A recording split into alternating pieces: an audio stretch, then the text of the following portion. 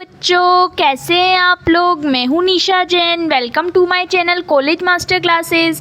ये हमारी कंपनी लोग का पार्ट 14 है। अगर आपने पहले के पार्ट नहीं देखे हैं तो पहले आप वो देख लीजिए। और इसमें हम पार्ट 14 में हम डिस्कस करेंगे पब्लिक ऑफर ऑफ सिक्योरिटीज़, जो सेक्शन 29 डील करता है public offer of securities in dematerialised form, और सेक्शन 40 जो डील करता है securities to be dealt with in stock exchange. ये दोनों सेक्शन बहुत इंपॉर्टेंट सेक्शन है, इसको हम इस पार्ट में कवर कर लेते हैं।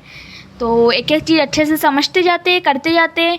तो जैसा कि मैंने बताया कि इस वीडियो में हम सेक्शन 29 कवर करेंगे और सेक्शन 40 कवर करने वाले हैं। सेक्शन 29 जो है वो बात करता है कि जो भी सिक्योरिटीज़ है, जो शेयर्स है, भले वो पब्लिक कंपनी के पास हो, पब्लिक ऑफर से हो, अनलिस्टेड कंपनी के पास हो या फिर किसी और कंपनी के पास हो, कौन सी कंपनी के पास डीमटेरियलाइज्ड फॉर्म में होना ज़रूरी है, मैंडेटरी है, और कौन सी कंपनी जो है वो अभी भी मतलब वो शेयर सर्टिफिकेट रख सकती है, डीमटेरियलाइज्ड फॉर्म उनके लिए मैंडेटरी नहीं है। तो ये कौन सी कंपनी होती है, क्या है, तो हम एक बार प्रोविज़न अच्छे से समझ लेते हैं इसका।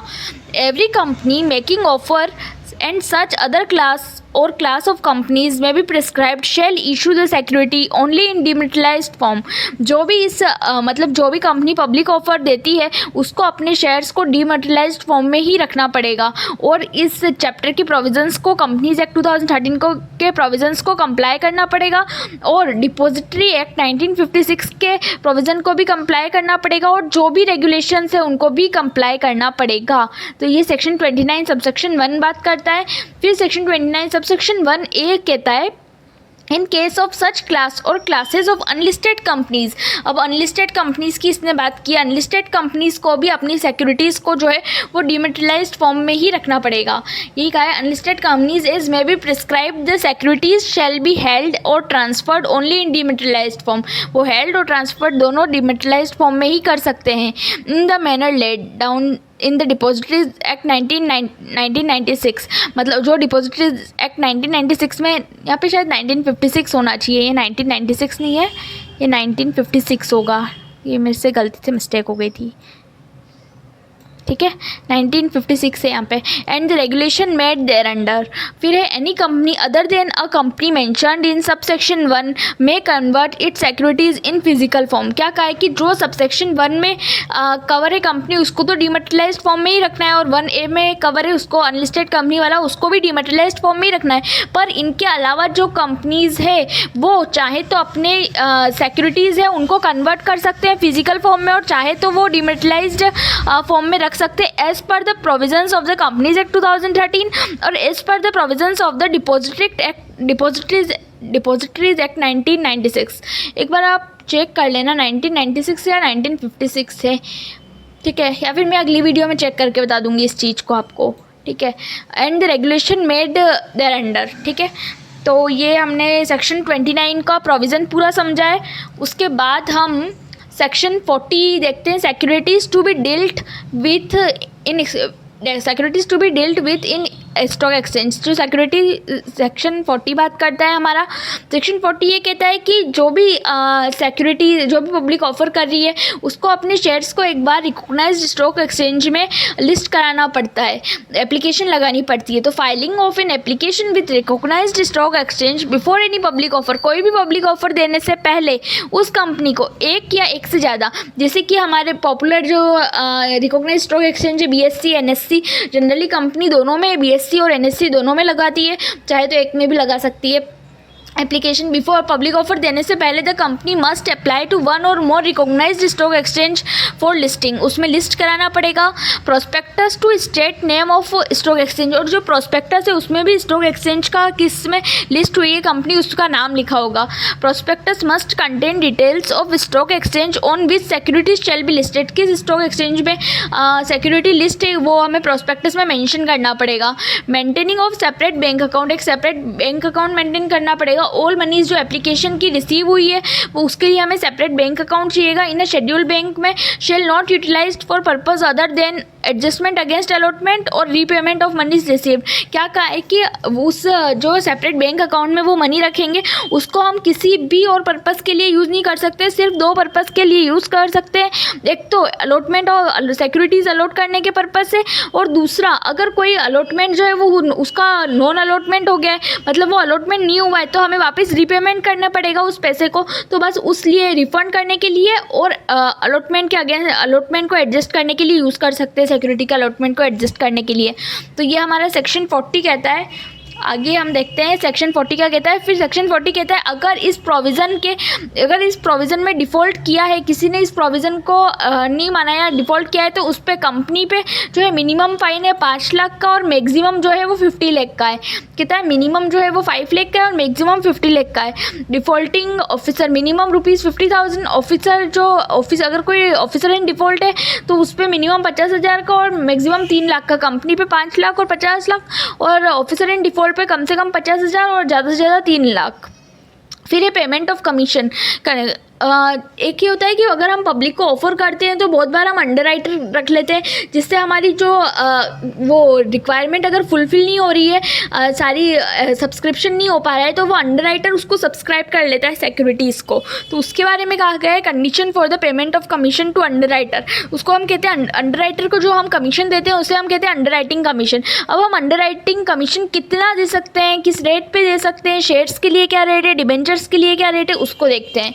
तो जो हम अंडरराइटिंग कमीशन दे रहे हैं हमारे आर्टिकल्स ऑफ एसोसिएशन में उस बात को, मतलब हमारा आर्टिकल्स ऑफ एसोसिएशन उस बात के अगेंस्ट नहीं होना चाहिए। हमारा आर्टिकल्स ऑफ एसोसिएशन उस बात की सहमति देना चाहिए कि हाँ हम अंडरराइटिंग कमीशन दे सकते हैं। तो फर्स्ट पॉइंट तो ये हो गया। और सेकंड पॉइंट है underwriting commission is paid out of profits or proceeds of the issue of security. Underwriting commission अब कंपनी कहाँ से दे सकती है, या तो वो उसके पिछले साल के प्रॉफिट या इस साल के प्रॉफिट इसमें से दे सकती है, या फिर उन्होंने जो सिक्योरिटी इशू की थी उसके जो पैसे आए उससे भी दे सकती है। अब रेट ऑफ कमीशन क्या होना चाहिए। Rate of commission in case of share के केस में या तो आर्टिकल्स ऑफ एसोसिएशन जितना बताता है वो होना चाहिए, या फिर 5% of the price at which the shares are issued. जिस प्राइस पे शेयर इशू हुए उसका 5%, या फिर जो आर्टिकल्स ऑफ एसोसिएशन में बता रखा है कंपनी के जो इसमें से कम होगा, विचएवर इज लेस, वो हम लेंगे।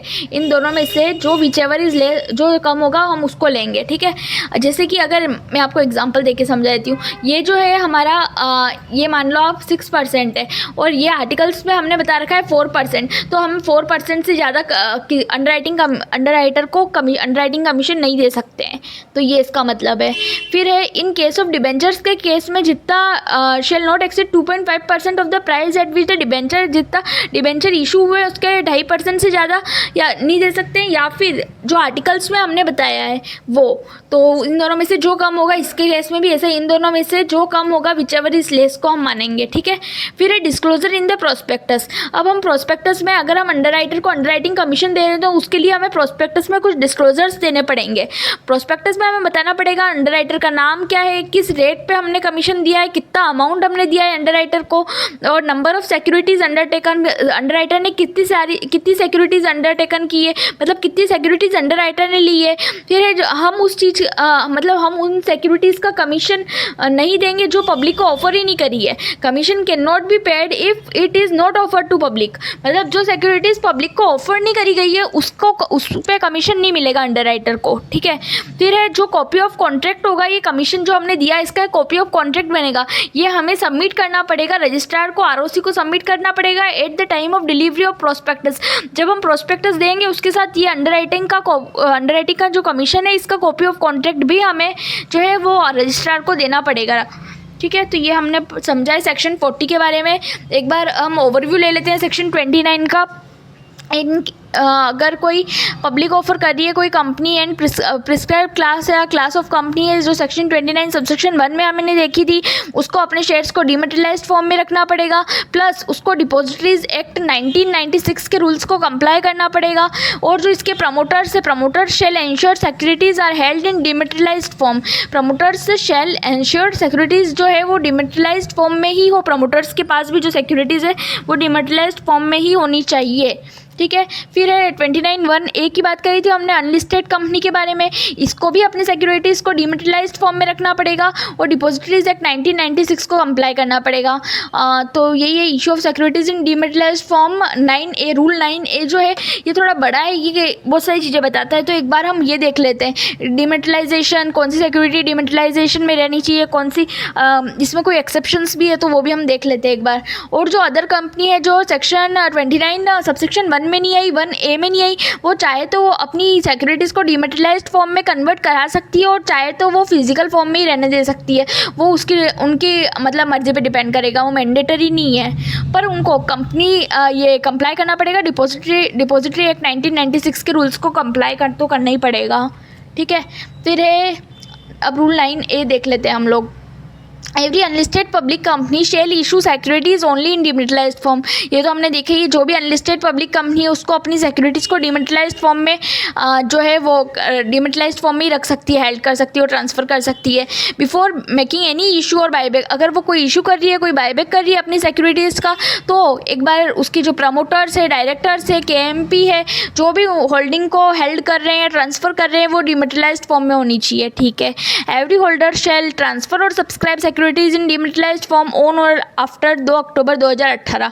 2 अक्टूबर 2018 के बाद जिस भी होल्डर ने सिक्योरिटीज़ को हेल्ड किया है, ट्रांसफ़र किया है, तो वो या सब्सक्राइब किया है, तो वो डिमेटेरियलाइज्ड फॉर्म में ही होना चाहिए। ठीक है। डिमेटेरियलाइज्ड फॉर्म मतलब इलेक्ट्रॉनिक फॉर्म, ये मैं बताना भूल गई थी, वैसे तो सबको पता ही होगा फिर भी। Every unlisted public company shall facilitate dematerialisation of all its existing securities. सारे यही कहा है कि अनलिस्टेड कंपनी को ये डिमेटेरियलाइजेशन करना पड़ेगा इसकी एग्जिस्टिंग सिक्योरिटीज़ को, and secure international security identification number, इनको ISIN मिलेगा इस टाइप ऑफ जितनी भी टाइप ऑफ सिक्योरिटीज़ होगी उनको। ठीक है। Every unlisted public company shall ensure timely payment of to depository and registrar. जितनी भी अनलिस्टेड पब्लिक कंपनी है वो इंश्योर करे कि वो टाइमली पेमेंट कर रही है डिपॉजिटरी को, और जो रजिस्ट्रार है, ROC है, उनको भी टाइमली वो पेमेंट कर रही है।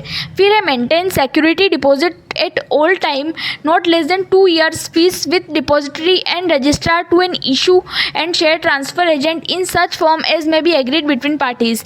जिस भी तरह से उन पार्टीज़ के बीच में जो भी डील हुई है, जो भी एग्रीमेंट हुआ है, उसके हिसाब से उन्हें पेमेंट करना पड़ेगा, और not less than 2 years fees, 2 साल की फ़ीस से कम नहीं होना चाहिए वो। ठीक है।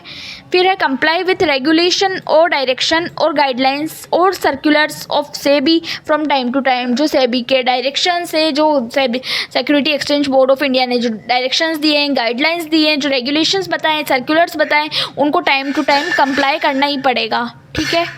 उसके बाद है unlisted public company shall not issue or buyback securities until the payment of fees is made to the depositories or registrar. ये तो हमने देखा ही था।